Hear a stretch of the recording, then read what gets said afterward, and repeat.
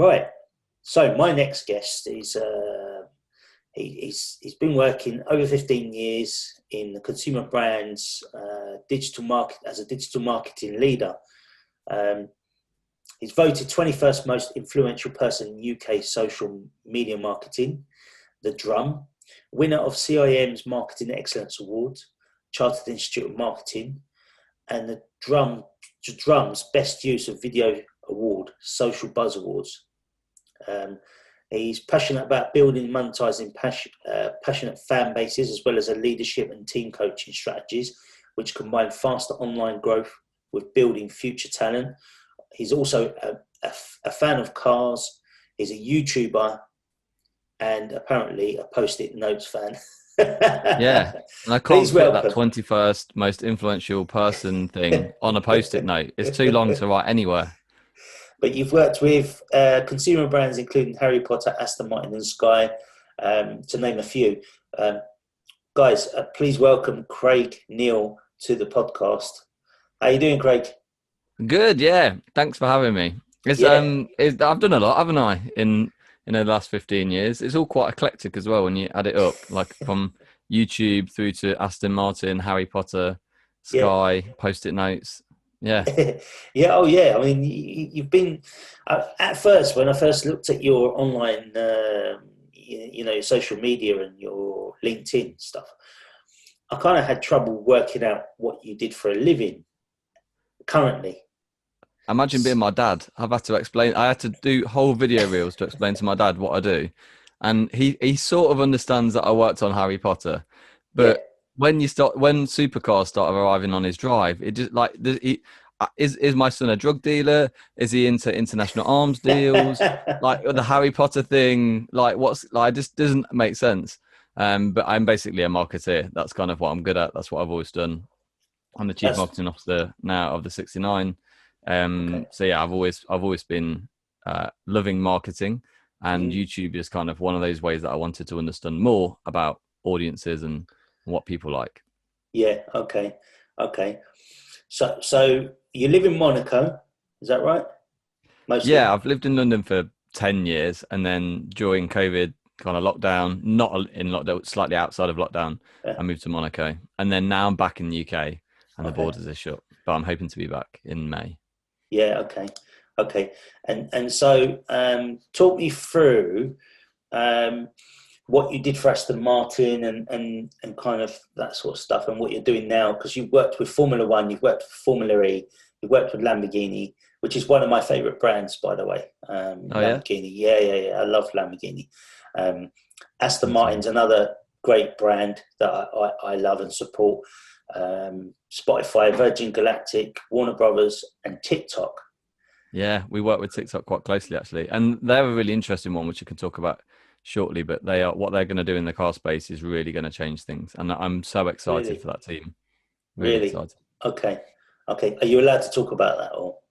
A little bit, yeah. I mean, I can kind of give you an overview of what I did at Aston Martin, because that's, I guess, like, I'm not James Bond, despite what my dad kind of thinks.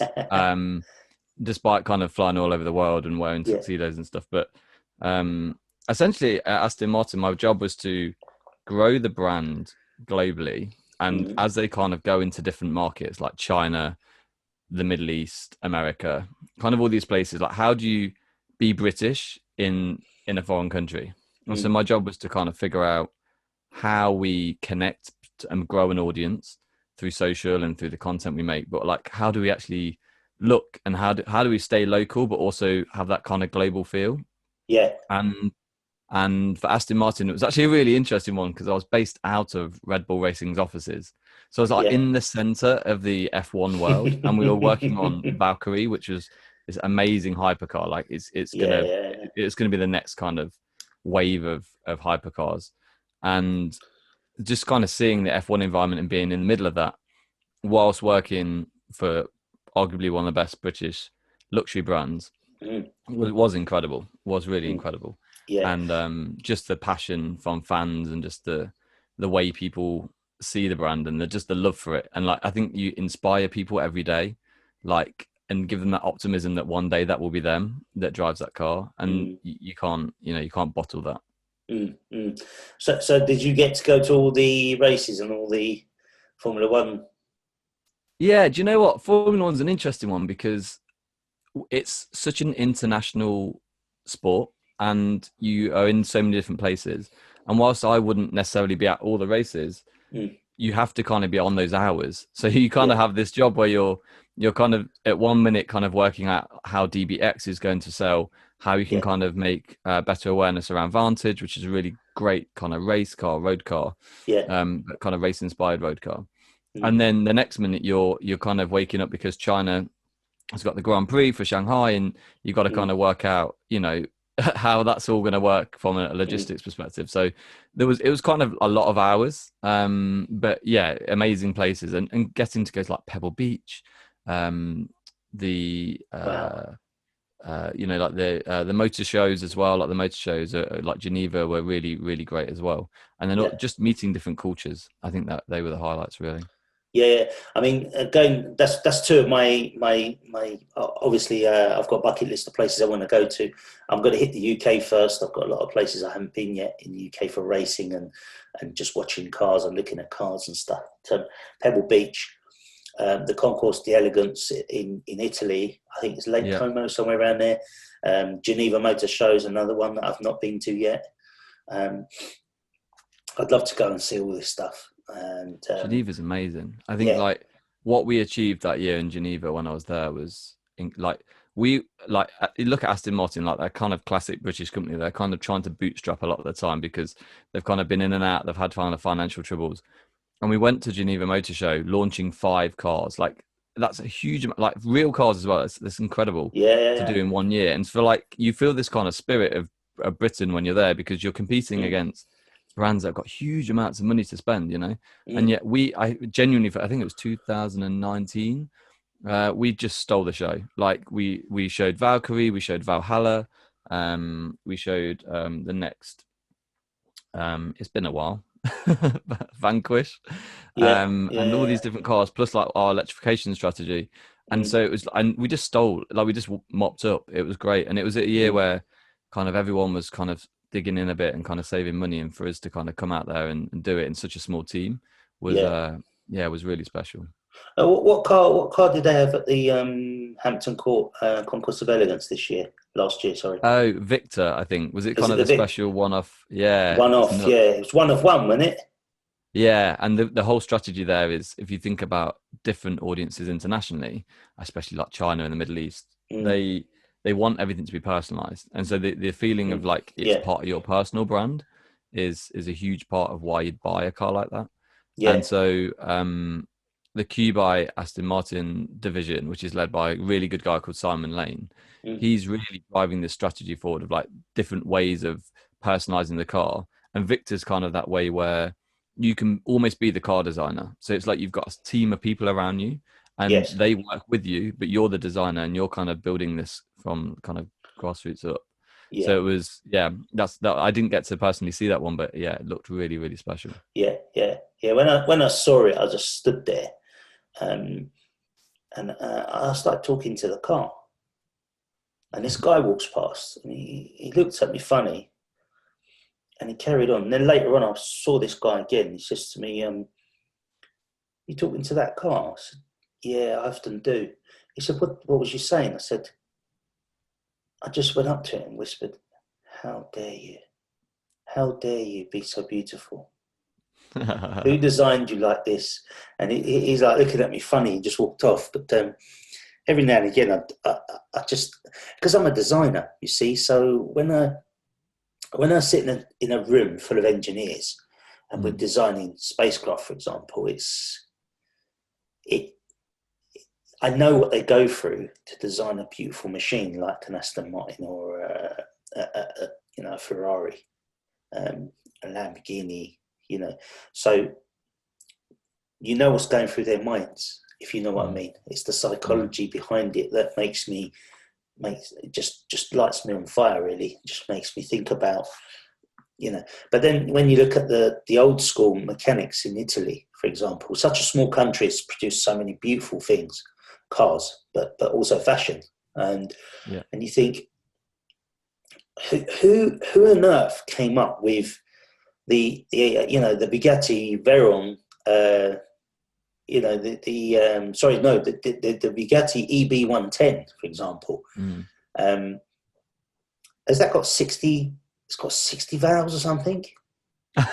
Bugatti are great at numbers as well. Like they launched the year that we were at Geneva the most expensive car, which was I think Le Voiture Noire, and it was essentially like they'd basically added up all the hours that they'd spent on the car and sold it to the CEO.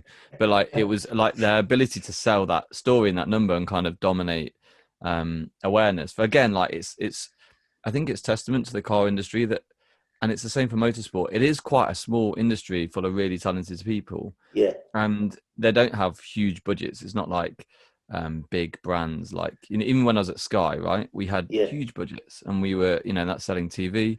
And it's so different in the car industry. And you are working with really talented people and trying to kind of fight for awareness. You're kind of reliant on people's passions to carry that message. And so I think Bugatti do a really good job of that. Yeah. Is Bugatti Italian or French? I don't know. I know they're Russian. I know they've got a lot of Russian customers. I think they are French, but their CEO is the now CEO of Lamborghini as well. So the previous Lamborghini CEO has gone to head up Formula One, and so there's like a dual kind of CEO role that's going on there now, and a lot of change in both companies. Okay. So talk to me about working alongside some of these executives and what that's like for all these companies, the big blue chip companies. With the 69, so the 69 is that we think the world needs better role models. So that's our kind of fundamental belief, and without getting political on that kind of thing. And there's some exceptional examples of good leadership out there.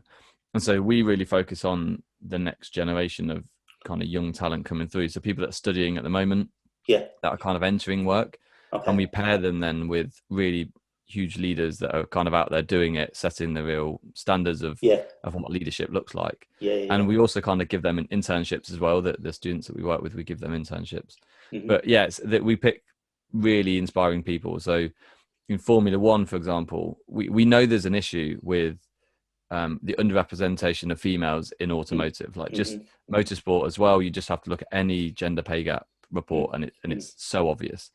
And yet you've got people like Charisma Mitra and Emily Prazer at Formula One. You've got Katie Truxton at Formula E. They are literally redefining what leadership looks like, and it's better. Like there's no getting away from it. It's more logical. It's more intuitive. It's just like we will never go back from that style of leadership, because why would we? And so like when we have the opportunity to pair those people with people that we have in the 69, it's incredible. And we've got some exceptional talent as well. We've got a girl called Alina Rochelle who's starting to build her career with Formula One. A girl called Camille Lopez who's really focused on motorsport and automotive and wants to work in luxury. And Lisa Marie Thomas, who is incredible and wants to work again in the automotive sector. And they have new ideas, new beliefs, and it takes those kind of really special leaders to kind of recognize that that's there. But like there's like a whole wave of females coming now into motorsport, and for me that can't come quickly enough. It's just weird because I always ask this, but why are there not Formula One drivers who are women? You know what I mean? I agree. And football, exactly the same thing. Why have we not got an Arsenal team, a top team, the first division, with a mixture of women and men? What's the issue there? It's just it blows my mind, because I do think that we do need to put we as men don't need to put women first. What as a human race, we all need to be equal. My wife says to me all the time, she says this to me, and it rings true with me actually. She says, what people forget in the world is that we're all earthlings. We're all from the same planet. Whether I'm British or I'm Russian, it doesn't matter to her. And I didn't think like that, to be honest. I'm British. I'm a British Turkish person, and I'm proud to be British Turkish. those Americans can't come over here, and you know, you used to think like that. You think, and then you speak to other people, and you actually, it makes sense. You know, we're all earthlings, we're all human, and we're all equal. We all have struggles, and we all need friends. We all need people to have a hug, people to cuddle, you know, people to love us. So it's just, it's strange, very strange. But hopefully that with people like yourself around, and hopefully a little bit of help from me, we can push it on. It's going to happen. It's not a chance. It's not a case of like if, it's like when. And and I just think like more guys in the automotive industry is really quite a tough environment for its kind of culture is quite tough if you're a female coming in. There's it doesn't feel like a safe environment often, and it's kind of very male dominated, and it's kind of a paternalist kind of system. And yet you've kind of got these groups of really powerful, inspirational women coming through who have got a completely different view, and it kind of clashes a little bit with the kind of man's world that the automotive world is. But what I'm seeing is they're connecting together. So other women are grouping together, and they are so much more connected than any of the guys in motorsport, really. And you've got initiatives like FIA's Girls on Track. You've got what Formula One are doing at the moment, and just such exceptional leaders coming in that are going to just change it completely. And I think you'll see it in the design of products. I think you'll see it in the culture of the industry. I think you'll see it in the results on track. Like it's quite a competitive industry, the automotive industry. And I just think like this is going to be one of the biggest, like we talk about electrification, and I'm a big fan of electrification, but I think bubbling under that, like change doesn't really happen without the people first. And I cannot wait for the women I know to kind of go in and make that change happen quicker. Yeah. It's interesting. If you could do me a favor though, and send me some links to some of those organisations that you're talking about that support women, I will put it in my show notes so that it doesn't get lost. Because what I notice is I've never heard of these organisations you've just said, and that's where the problem is. They're not shouting about it, are they? No one's shouting about it, really. I think there's definitely a case that, like, I mean, these women are going to do it for themselves anyway. Like, there's nothing that we are going to do that's going to stop that. So, like, fundamentally, like, we need to just be on the right side of history with it. But I think there's definitely a case to say that, you know, any opportunity to raise female voices in the industry is only going to be a good thing. And you know, it's one of the reasons we started the 69 was to kind of create better role models, or inspire better role models, I guess. And just having these kind of networks where, you know, people that want to get into the motorsport industry, or want to get into automotive, or want to get into luxury, they've now got an opportunity. And the kind of other side of it, from the leaders that we work with, they are so receptive to building that path, like, because they've had their own challenges, they kind of know how difficult it is, and so they're kind of helping each other up, and it's genuinely the best thing that you know, you kind of have faith in the world. So where are you at the stage of producing, how can I say this now, producing the goods, as in, so you've got these women who have been selected. Are there any working in the industry who have made it, who you can technically, are they now working in the industry? Have they got good positions? Are they doing well? Yeah, I think there's kind of two things to consider there. So everyone that we have in the 69, as a broad rule, is working on a real project. So they work in real life projects, and they're mentored by these really senior leaders that kind of help them and shape some of their thinking, and just help them change the narrative a little bit. And it can be across all sides of things that we take on. You know, we tackle sustainability, we tackle innovation, we tackle female empowerment. So any kind of big topics that we think the next level of leaders need, we support them with that, including well-being. But all of them work on real projects. So an example of that is we've got Tom Canning, who's the BRDC kind of young driver of the year. He was the British GT4 champion. He races, is an Aston Martin junior driver, and he looks for sponsorship every year to kind of go into the next race season. And so we've got these really powerful teams and motorsport experts that are studying at the same time. And this, for them, they're putting in the hours to kind of get him the sponsorship, and in doing so, they get rewarded financially for it. So they're all working in real jobs. It's not like an academic exercise where they come in and they kind of know the theory. Like they're doing it, and at the same time of doing it, they're speaking with these incredible females, and I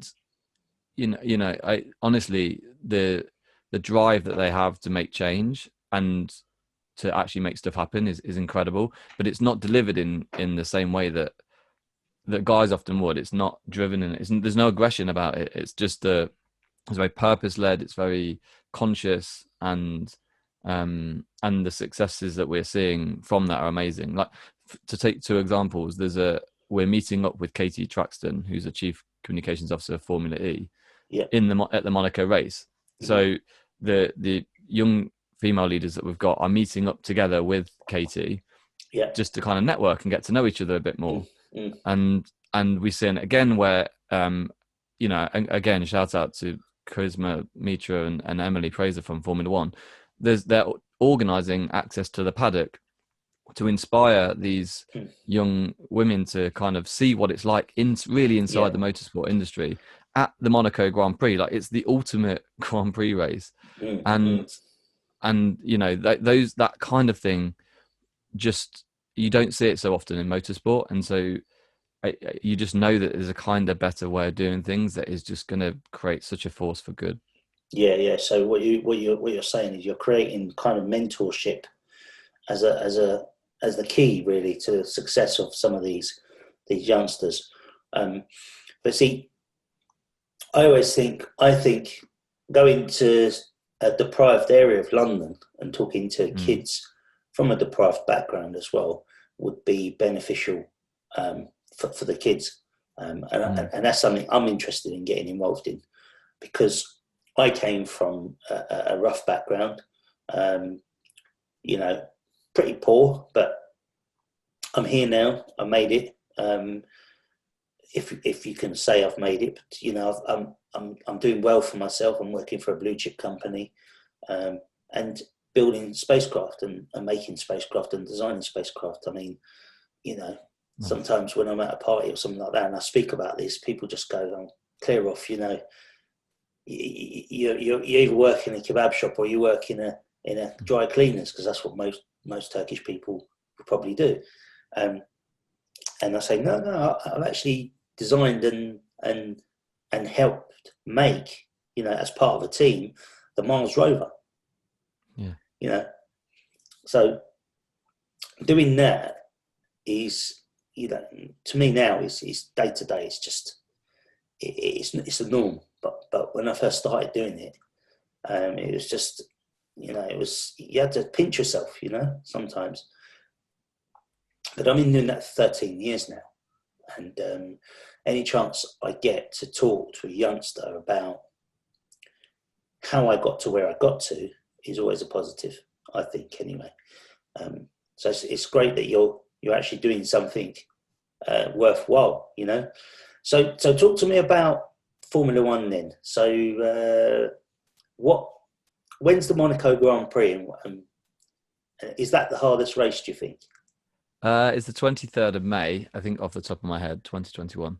Yeah. And, it's a street circuit, so it is like nothing else. It is, a lot of the drivers live there for various reasons. And so, it's their home race for a lot of them. They kind of drive past their apartments. Yeah. But it is just such a special place. And, I think there's such a, historical link with the circuit as well.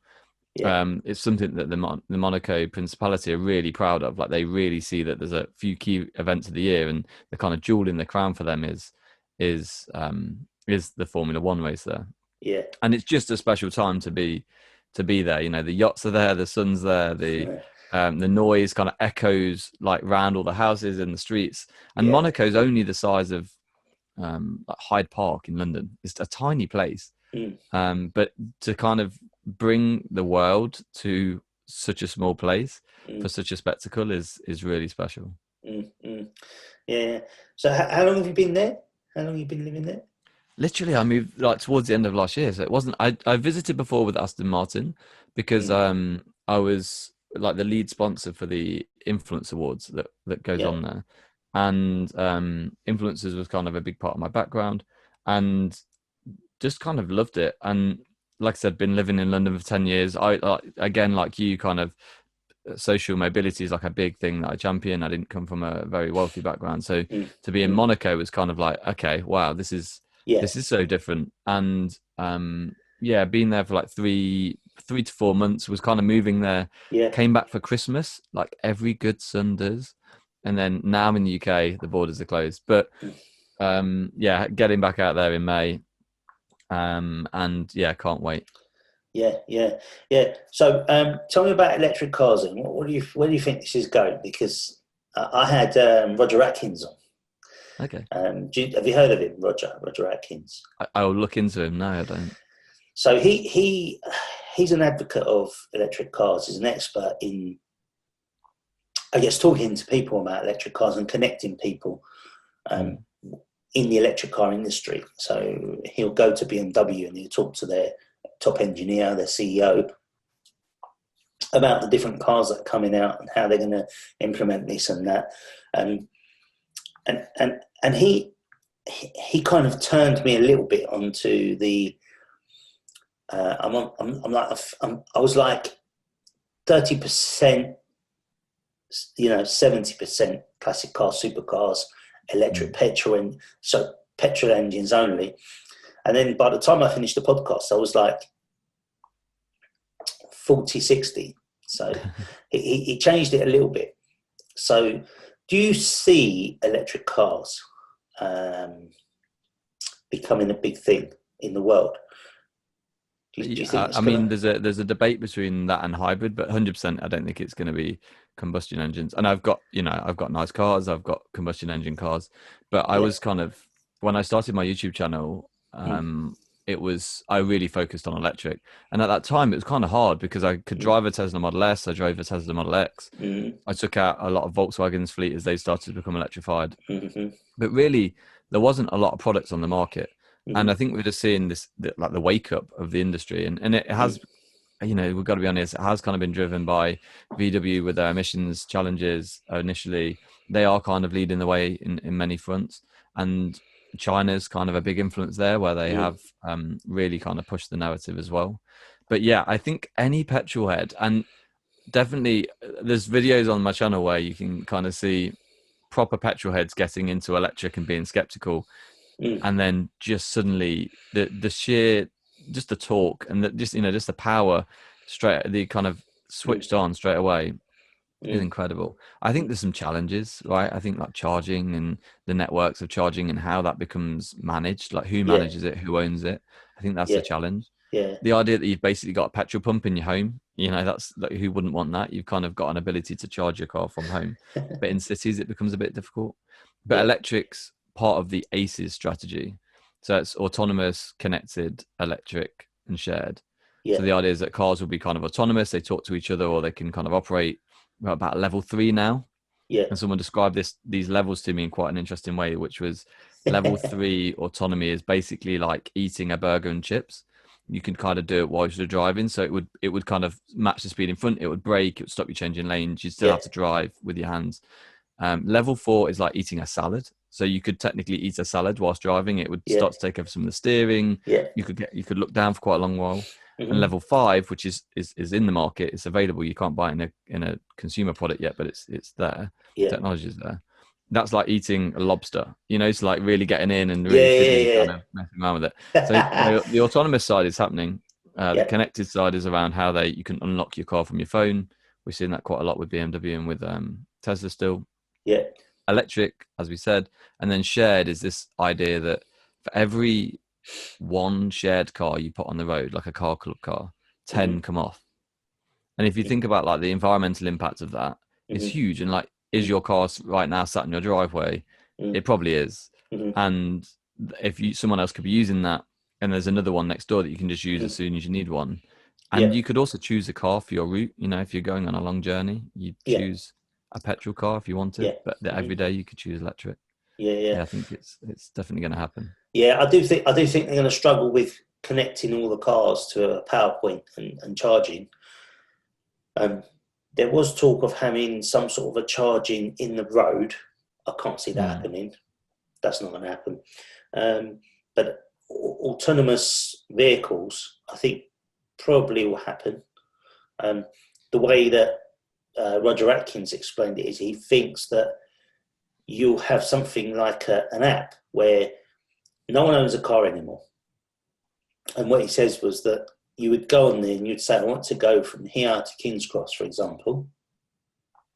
And that car would turn up and pick you up, no driver, pick you up and take you to King's Cross. And along the way, if it needs to stop to get other people in, it will stop and get other passengers who want to go to King's Cross, for example.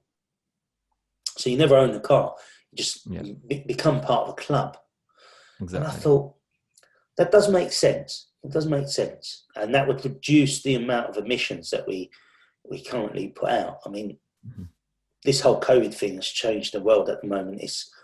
I saw a map of China. I don't know whether the world saw it, but we've got satellites that we've made and put up into space. And every now and again, we get an internal image on our internal emails come through. You had part of China prior to lockdown, and then underneath it had after lockdown, and it was so clear. Yeah. And I always say this though. I always say the world should stop driving their cars for 1 week. The whole world. Every year we should have like a ban on cars for a week, and that would probably help a lot of the emissions issues as well. I think.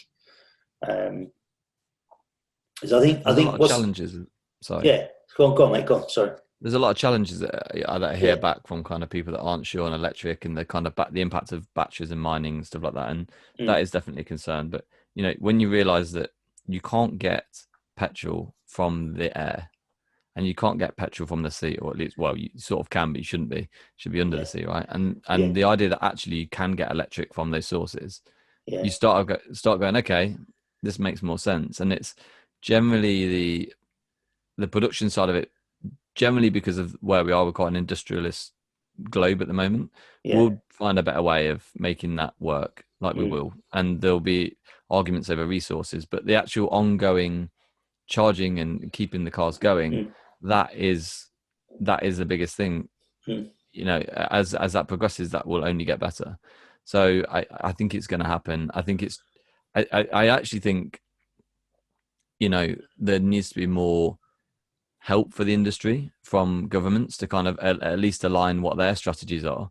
Because having worked for a car manufacturer and in the car world, and I'm not going to sort of say this is Aston Martin's view because it's not, but certainly you do feel in the industry generally, they want to collaborate and they need to work across borders because they sell across borders. But some of the kind of ideologies around what the future looks like and how the kind of, you know, how connectivity works, how charging works, how security works, that just isn't aligned yet. And the policies on how hands-free you can be whilst you drive, where you can test certain technology, that's just not there yet. And I think governments do need to take a bigger role in setting that, as well as the kind of targets. They need to kind of be part of the discussion as well. Yeah. No, I agree. So talk me through what's happening with TikTok. Whatever you can say. I know some of it's secret, but well, I think you see, like, gone are the days where TikTok was people dancing in sportswear to kind of, you know, strange songs. I think like that was certainly a part of it. Let's not get that wrong, but like it's becoming the university of TikTok. Like people are learning and following their passions on TikTok. And as part of that, you're seeing really capable teams joining TikTok and starting to say, okay, how can we have an impact on the industry?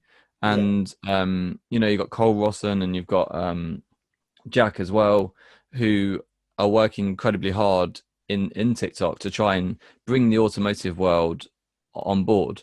And I think like they will have such a positive impact on young people, and it's not just a young platform anymore. It is kind of like it's getting towards the sort of kind of early 30s age, and the demographics becoming a bit more balanced. And I think they are they just want to do things differently.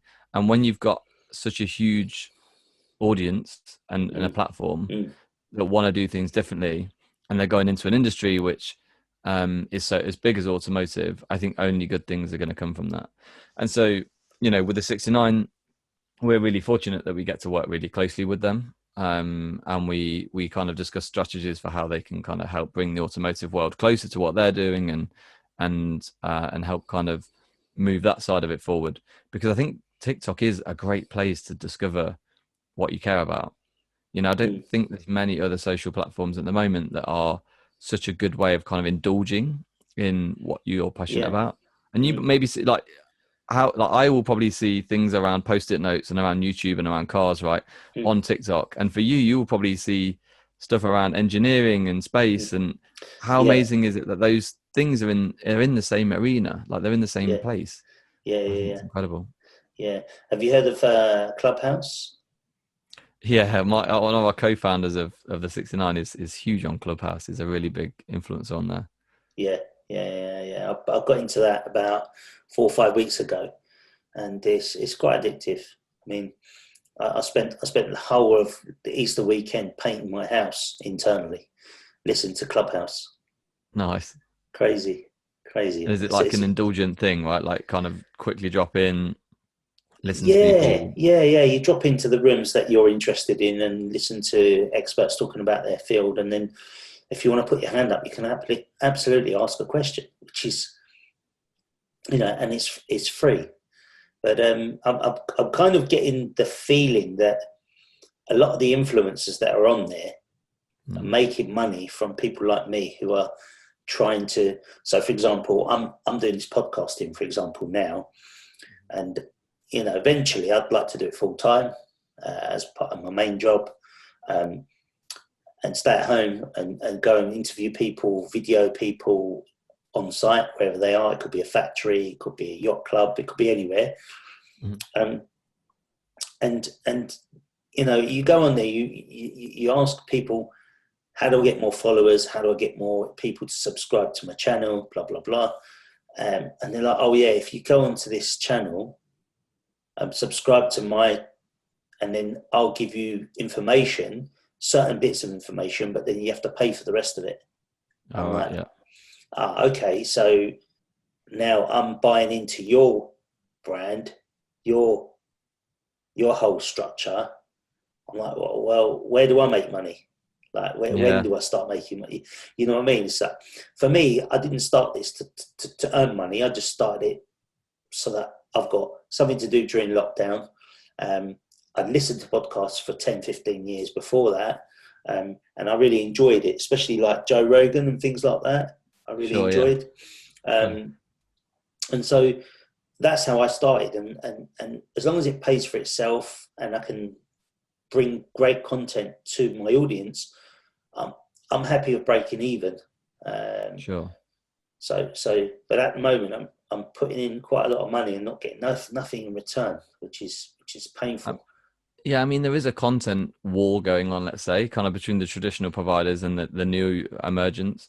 In Sky, it was called over the top, OTT services, so like things like Now, which was previously Now TV, and YouTube. They're kind of seen as kind of streaming or OTT providers. And you're seeing it in the audio world now, right? Where Spotify is signing deals, like with Joe, where there's huge amounts of kind of sums reportedly changing hands. And it is to get original thought and original ideas. And I think Clubhouse is probably yet to monetize its own product. Most of them do eventually. And for the 69, we use it in a really different way. So we use it to kind of, we bring together leading people in motorsport, like from F1, and they can kind of have a close conversation with some of the people that we have in the 69, and they can talk and they can kind of share things in a confidential way and kind of have that that real in-depth conversation about what the industry needs, without the kind of visual kind of having to like dress up for it, having to kind of look a certain way. having to edit, all of those kind of challenges are kind of removed, and you just kind of get the pure essence of a person. And I think that kind of raw feeling is something that's really powerful, and it actually makes you feel quite connected to people. Yeah, yeah, that's where you want to be. You want to be connected to people, don't you? That's the thing. That's the most important thing, I suppose. And I do feel connected when I do the podcast. I do feel connected to people, but it's an interesting world at the moment, and I think we're gonna see massive changes over the next couple of years with this whole Clubhouse, TikTok, YouTube, and how it's all monetized, and it's very interesting, very interesting. So I just think TikTok's a happy place to be as well, like yeah, you can consume quite a lot of content in a short time. Like they're only like 30 seconds, and it's kind of, but like it feels like quite a positive place. And I think you don't often get that in some of the, I've got that title of the 21st most influential person in UK social media, and yeah, I have to put a TM on that or something because it is so long. But I think, like social media it can have an impact on people, right? There's no getting away yeah, from that. yeah, But I yeah, feel like TikTok is a really positive space, and I've learned so much, even about my own industry, because people create content, and you like to kind of understand people more, and the content that kind of through the algorithm that they have, it just connect you to the content that you really like. And I'm kind of fascinated by where that goes. And I think the car industry has kind of got a duty to get on board with that, because that, their audience is going to change, and they need to be in a positive space, and they need to be seen in a positive light to kind of build brand loyalty and build experiences over products. I just think TikTok is the best place at the moment you could probably do that. So do you recommend I get on TikTok? Because I've never been on TikTok. I think follow whatever you're passionate about. I think go on there, find out what you're passionate about. If you're passionate about cars, go and follow some car people, understand kind of what the trends are, and then kind of get involved in the conversation yourself. Like you can Yeah. basically like video reply to things. Okay. You can actually reply in real life, kind of in like by comments. Sorry, so as Yeah. Yeah. opposed to a Yeah. video. Yeah. Okay. Okay. And you'll just learn. You just learn stuff. It's great. Like things that you like, even like how cars are built, or what goes on a race circuit, or what goes on Yeah. behind the scenes. It's those kind of insight. You don't get that on TV. Like TV is incredible at making huge productions that are just exquisite and are really well thought through. And the TV creative industry is incredible, especially in the UK. Mm-hmm. But I think like there's always a side that is behind the scenes, and like it's not right for everyone. Like everyone's got a version of behind the snes that they want to see, and it's Yeah. different for each person. Yeah. And TikTok kind of connects you to that. So I Yeah. definitely recommend getting on. Yeah. Yeah. Yeah. Because I thought at first I thought TikTok was just for like teenagers. I think a lot of people thought that originally, and I think that is part of the challenge that like the team have, is like they're kind of trying to show people that it's not that way anymore. Like I think it was, I think I think Snapchat still remains quite young, for example, in comparison, but TikTok's becoming quite broad. And things that I learned on TikTok, having worked in digital for so many years, having been on the Harry Potter franchise and digital roles, and kind of bringing digital into Aston Martin a lot more, it had been in a digital role at Sky. Like things that I didn't realize were like how kind of small entrepreneurs or solo entrepreneurs or young leaders were kind of doing it and kind of bootstrapping, and that kind of thing got shown to me through TikTok, and I started to understand, okay, like this is how people search for the terms on Google which help them give a title to their YouTube video. Yeah. This is how you can search for topics that people might be interested in for podcasts based on using the data that's available on the internet. Yeah. So like Yeah. I started to learn all these kind of things from TikTok, and and I'm a 30 something year old guy in London, right? That's Yeah. kind of not, Yeah. I'm not a 16-year-old, in Portugal that's Yeah. interested in dancing. It's just, and it worked for me, and I really like Mm. TikTok because it does connect me to what I really am passionate about, and it helps me discover stuff that I didn't know about. Yeah, yeah, yeah, yeah. And that's not just a business way. That's socially as well, isn't it? So Exactly. Yeah, yeah. yeah, And it has everything in there. Like about cars, about things that like there's not a lot of post-it note channels. I'll be Yeah. honest. I think there's a niche missing. I could do with a post-it note channel. No, I'm joking. But I think a lot of the things that I'm interested in kind of naturally I see on Mm, TikTok. Okay. All right. So I'm going to ask you three questions now that I normally ask my guests before I leave them. Okay. 5-car garage. Oof. I've got a Cayman 981 Cayman GTS, so I'd keep that. That would Mhm, stay in. I'd have an Aston Martin, I guess. mhm. In which case I'd have Valkyrie, because I do think that car is going to change what we know to be hypercars. Yeah. Um, I'd have a Lamborghini, and I'd probably have the new Sian, or how you say it, Yeah. because Yeah. it's Yeah. got the kind of electrical component coming in. Yeah. Actually, Rimac. If you ever don't even know much about I know Rimac, Rimac. Yeah. Yeah. Yeah. yeah, they're a really cool brand, led by Mate. I think like they are going to change the industry and what we know to be hypercars as well. So I Yeah. definitely have probably their Concept 2, C2 in the garage, Yeah. and then maybe a classic, probably an E-type Jag. E-type Jag.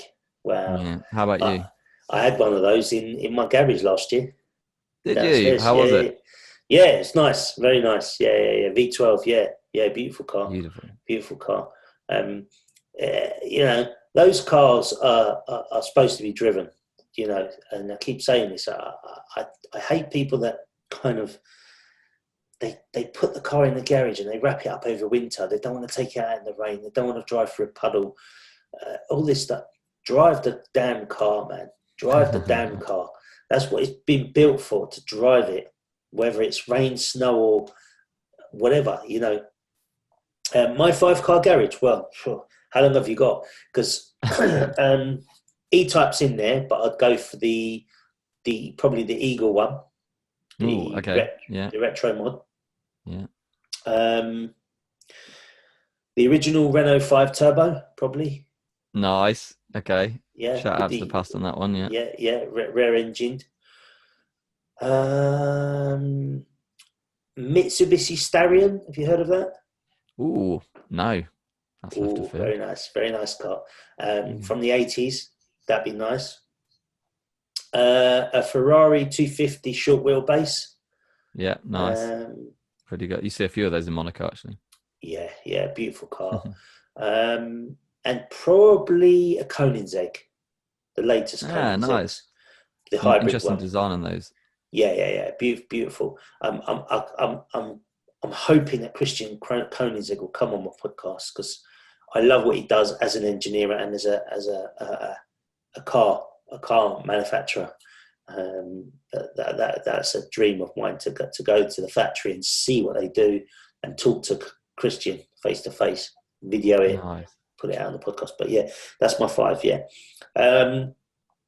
Again, though, I have a top 20, top 30 cars. I could probably pick out 100 cars. So another question that I ask my podcast guests is, if you had the chance to drive anywhere, road trip, with who, what car, and where would you go? Good question. I mean, I just did the trip recently from Monaco back to the UK, right? So for Christmas. Driving, yeah. Drove, yeah, the whole way. Wow.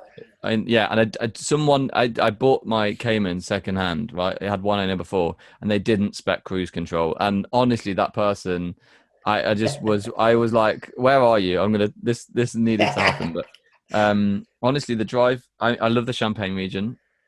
So I think driving in the UK is quite difficult. So it's only when you get over the border it starts to become a bit easier. So on some of those Yeah, peages becomes a little bit easier. So yeah, yeah, probably through the Champagne region. yeah, Probably in Rimac, because it's electric, and I wouldn't feel like I was damaging kind of the plants and the kind of yeah, grapes that are around there. And I think that's yeah, important if you go into those regions to protect it. yeah, And who with Barack Obama? I just think he's got he just sets a good example for the world. Like he was from like an underrepresented background and became one of probably the most significant person in the world, and yet did it with such humility and such strong values and ethics, and like, without getting too political and like his policies, but like I just think he set a good example for a lot of young people. And I think between him and Michelle, there's like just such a good role model that exists there for the world to listen to, and I think we need more people like that. Okay. And then a final question before I let you go.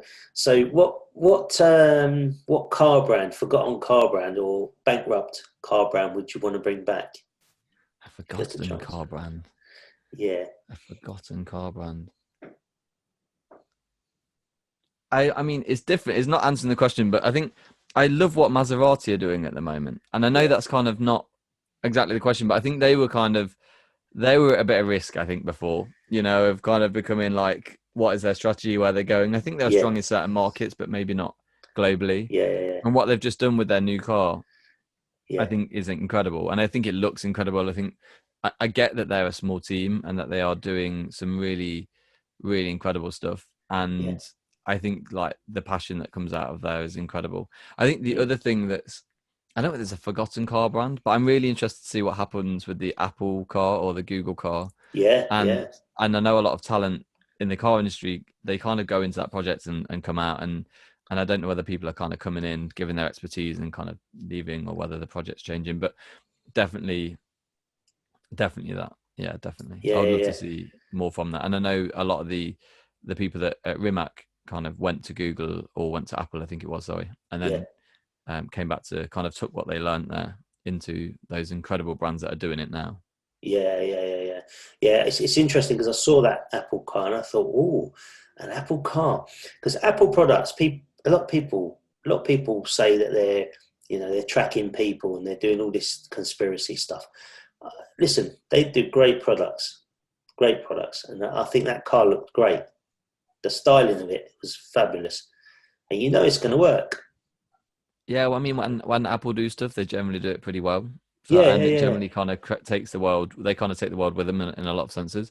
Then there's questions around how innovative they are, but I think definitely they definitely move most people forward. And so if they come out with a product that kind of matches that ACES strategy, and it is autonomous, connected, electric, shared, then it will just change perceptions of what people think of as driving. And again, I think they've got a good kind of leadership profile, and I keep talking about this, but they have got kind of a more balanced leadership structure there. And I think just more stuff like that needs to happen. Like, more young talent needs to come into the industry and see like that it can be done, and see people like them that are doing it from so many different backgrounds. That's what I talk about, the leadership profile. It covers so many different audiences and different communities, and makes you see that it's possible. And so with the 69, that's, our aim is to kind of help people that want to get into the industry and want to be the best version of themselves, connect to other people that are doing that and that are already kind of making waves. Well, look, it's been great. I mean, we haven't spoken too much about your cars. Maybe we can do that another time. But what I was going to say to you, so tell people where to find you on social media. Firstly, I'd say go to LinkedIn. So, and I'm on Craig Neale, which is Craig, Craig, and then Neale is Neale. So there's like an Irish spelling in there somewhere, I think. Okay. So like, feel free to get me on LinkedIn if you're looking to get into the car industry. If you're thinking about sustainability or innovation, or you see yourself as like a future leader, then just drop me an invite, and I connect to anyone that's got that ambition. But then I would go on to the 69 as well. So the website is the lxix.com. And I think it's just a great way for people to kind of get real work, and also have like that platform that makes them be the best version of themselves and feel like they're doing it in a safe space. So, it is less about me. It is more about the kind of movement that's happening there. Yeah. Well, mate, you've been a fabulous guest, absolutely fabulous. And it's an honor to meet you. Hopefully, if we do a second podcast, or if we don't, I'd still love to meet you and have a coffee or a beer. In Monaco, in the port, in the yacht club. In Monaco, or West Hampstead, wherever you want to be, Kings Road, wherever, it doesn't matter to me. But I'd love to meet you and discuss all these topics that we spoke about today, because I'm a big advocate of helping youngsters, helping women in the industries across the board, really. And anytime I can be of help and connecting people, I'm happy to do that. And Awesome. no, it's been absolutely fabulous. Thank you for your time. Thanks And for having me. yeah, no, big appreciation for you. And we'll catch up soon. Okay. Awesome. Thanks, Dervish. Take care, everyone. Appreciate it. Bye bye. Take care. Okay, mate. Nice one. Thank you very much. Yeah. Is that Appreciate okay? that. No, I appreciate that, mate. Seriously. I'll let you go. And this will probably be published. Well, I was thinking it'd be about 3 or 4 weeks' time. Okay. But I'm looking at my strategy today. So it could be 2 weeks' time. 2 weeks. Okay. So a week Monday. A week this Monday. Nice. Okay. So Cool. Yeah, that'll work well. I can give it quite a push from our side as well. yeah. It kind of aligns. We've got like a motorsport month that's starting in the 69 as part of our female leadership track. Okay. And Yeah. so like When's that? we When's have a that? lot of events that are kicking off. Well, When's it's that? going to start in May. It's going to basically be May, and then it kind of coincides with the fact that the girls are going into the paddock with F1, the fact that we're meeting up with Katie for Formula E, Yeah. like those kind of things we can bring together. So if there's something sort of towards the end of May, then we can do Okay. something there. So if I said to you, I'm just looking at my phone now. We're the 8th of April at the moment. If I said to you, I released it on the 26th of April, would that work for you? I think so. It sounds good. Let me just have a quick look, but it should be That'd fine. be in yeah. So 26th of April. Sure. Yeah, absolutely. Does that work for your schedule? Yeah, absolutely. That's perfect. Yeah. Yeah, I'm just checking. Yeah, that's all good. Perfect. Okay. Very good. All right. Okay. As long as that date's okay. Yeah, I'll release it on the 26th then. But prior to that, what I do normally, I don't know whether this is the right thing or the wrong thing, but from the Wednesday before, Yeah, I'll put out short clips perfect. of Yeah, our it's sort of discussion. teasing it. So teasing it Wednesday, it'd probably be Thursday, Friday, Saturday, Sunday. So 4 little small clips, about 30 seconds long or something, 45 seconds long on Instagram. Awesome. And then Monday will be the full release of the podcast and YouTube video of us Awesome. talking. If you're doing about this. anything on stories, just tag me in and I can repost those. On the Sure. kind of like on my main feed, I don't kind of post so much. Yeah. Okay. It was kind of when I was at Aston, it was a conflict of interest because I had like all these car videos and they're like, you can't post about cars anymore. I was like, okay. But I do post about my life and it's got quite a good engaged audience on there. So yeah. I noticed. I noticed that. I noticed that you post more on your life than cars, and I was wondering why that was. Okay.